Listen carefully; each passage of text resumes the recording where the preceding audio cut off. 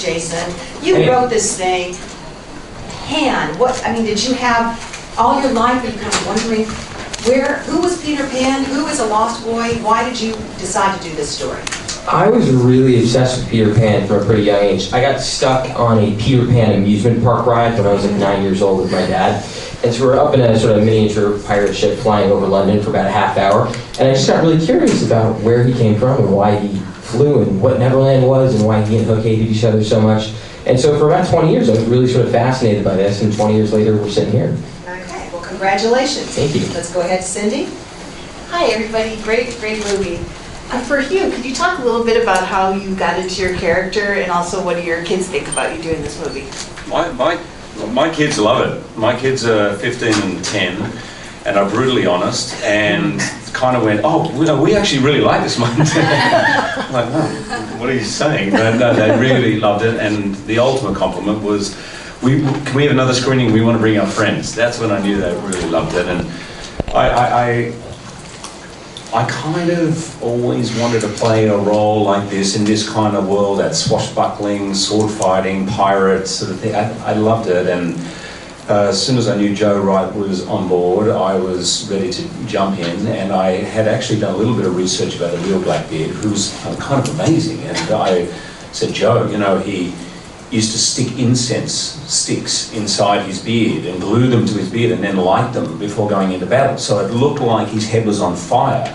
And this would be pretty cool, what do you think? And he goes, I was thinking actually something a little different, and had my face, a picture on an iPad with like white cracked makeup, if I remember right, and the wig of Marie Antoinette and the costume of Louis XIV and all these kind of rings. And I was like, I'm in. That's a much better idea. And pretty much from that moment on, Joe was unbelievable. Really 90% of the characterization came from Joe and the hair and makeup and the costume department, who just had better ideas than me. And I thank Joe pretty much almost every day. If I didn't say it, I felt it. I'm sorry, Joe, if I didn't say it. But I felt like 80% of my work had been done by this kind of over-the-top costume-wearing, ruffles, feathers, wigs.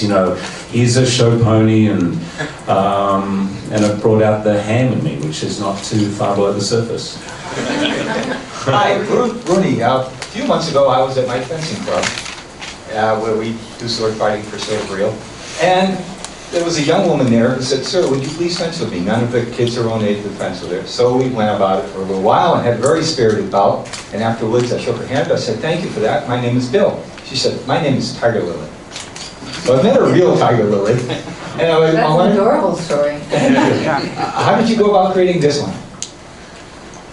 Well, it's kind of like you said, a lot of it was kind of done for us. We had a great script, and we have the amazing Joe, and we had an incredible costume and hair and makeup team, and I really spent a lot of time with the stunt department trying to learn how to fight so that I could somewhat stand up to Hugh, who's just good at everything that he does. And it took a lot of really hard work to learn how to be able to come off as somewhat good at fighting. So yeah, I spent a ton of time with the stunt department, and also we were lucky enough that we got kind of a good amount of rehearsal time, and just sort of the three of us like spending a lot of time together, that was really helpful. We got to spend a lot of time together, and yeah. You right over here? I have two questions. One, the first one for Levi. What do you do to stay out of trouble as a child actor? And the second question will be for you and Hugh. What do you think about the internet as the new Neverland, where kids go with softwares like Snapchat to get away from the parents who follow them on Facebook? Well, I've seen, thank you. I've seen lots of child actors go off the rails, and I guess I don't really want to do that. I generally don't want to do that, so that's my way of keeping out of it. And the second question about the internet as a new Neverland? Well, there's lots of ways, I guess, about Neverland. I don't really know, maybe... I don't really know. Thank you. there's two of us on this panel who are parents, so the internet becomes a whole different thing that I didn't have as a child. And ultimately, it's an incredible tool. You can have any question answered. You can sort of follow down whatever road you're curious in. But I have to tell you, last night at about 4 o'clock, it was a day off school for my 10-year-old daughter. And I hadn't heard anything. I went into her room and she was playing with her dollhouse and doing all that and pretending. And I was like, she's 10. Please don't tell her I'm telling you the story, but nothing really is going to replace the imagination. And Neverland, as Joe beautifully puts it in the movie, is the world of a child's imagination. The whole movie is seen from the viewpoint of an 11-year-old.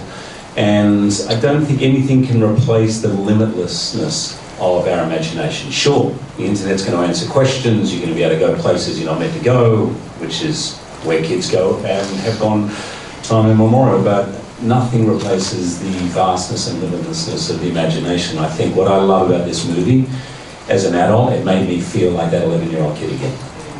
And of course, Joe, you were introduced to, we don't see that much in movies anymore, right?